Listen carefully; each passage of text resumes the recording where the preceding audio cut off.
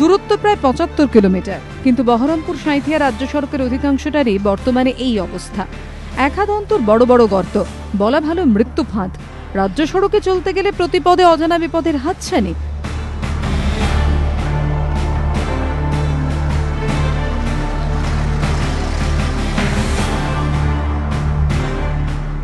মুর্শিদাবাদ ও বীরভূমের সংযোগকারী রাজ্য সড়কের বেহাল দশা দীর্ঘদিনের।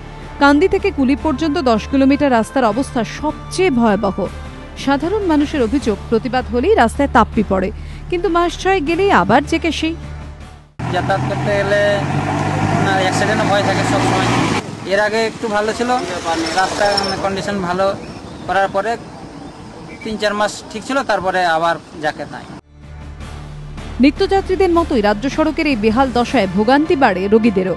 অ্যাম্বুলেন্সের চালকরা জানাচ্ছেন, কোনো কোনো সময় ধকল সহ্য করতে না পেরে রাস্তাতেই মৃত্যুর কোলে ঢলে পড়েন মরণাপন্ন রোগীরা। প্রচন্ড কষ্ট, আমরা এখানে নিয়ে যাওয়া সব খুবই অসুবিধা আমাদের।